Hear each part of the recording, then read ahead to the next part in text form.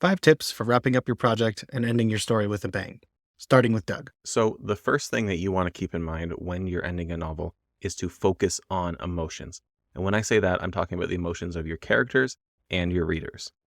Now, remember, this whole story has been about your characters. They've been through some pretty rough stuff. As authors, we mostly just torture our characters, and that elicits a lot of emotions.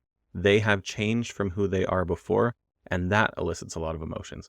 They've accomplished the goal they wanted to achieve, or maybe they fell short. How do they feel about that? How has this whole journey shaped them, and how are they reacting? How have their relationships been strained? Where do they end up once the book is over? Then think about your reader's emotions too. At the end of the novel, everything has been building up to this. The climax is the most impactful and exciting scene in the entire book. So pay that off for the reader. Make sure you focus on drawing on their emotions too. Should they be biting their nails? Should they be stressed that your character might bite the bullet? Are they cheering for your protagonist or booing at your antagonist? Think about things that you can sprinkle into the end of your book to really hit your reader in the feels. Tip number 2. Finish plots in order. Now, what do I mean when I say that? I'm saying that your main plot and your subplots probably deserve different scenes in which things will wrap up. That might not always be the case. You can wrap up some subplots along with the main plot. When you break those into separate scenes, like, for example, a romance subplot that has its own quiet moment after the climax to find its resolution, and it's much more compelling and interesting than if the two characters kissed during an explosion, generally. Now, it all depends on the story that you're telling and the genre that you are writing in, but also consider how the solutions to your plot and your subplots will intertwine. In fact, it's very often the case that a subplot will lead to the solution for the main plot, or vice versa. But it's often those little quiet moments after the big climax of a story where you can wrap up those subplots in interesting ways. And especially if you're looking for sequel potential in your story, it can be very fun to avoid those loose threads throughout the multiple resolutions of your plot and subplots, and then bring up that unresolved subplot in the final moments of the story. Number 3, consider what follows.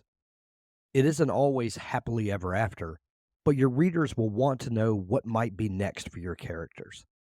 If the beginning of our story shows what a day in the life is like, the ending of our story should return your protagonist to their normal world, but hopefully the world is the same, but your characters are not. You should be thinking of ways to show growth for your characters and show how through the trials and tribulations you have subjected them to, they now have a different perspective on that world. We want to return to a normal world, but your characters might have a different outlook on that normal world. Now, the fourth thing that you can do when you're writing the end to your novel is to focus on change. Whether it's good change or bad change, that's the whole point of your novel. Your protagonist has gone through some sort of arc, and they are different than the person they were before. This should really come to light in the climax and at the end of the book. The character who started the novel should not be successful in this moment. Plus, we're paying off a promise to the reader. They've read about all this change. We've said, hey, this is important. Now it's time to show that.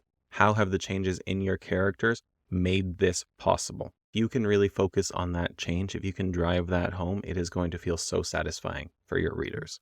Number 5, check foreshadowing. Ideally, the resolution has been hinted at. As you write the end, keep note of places where you might foreshadow these events earlier in the tale.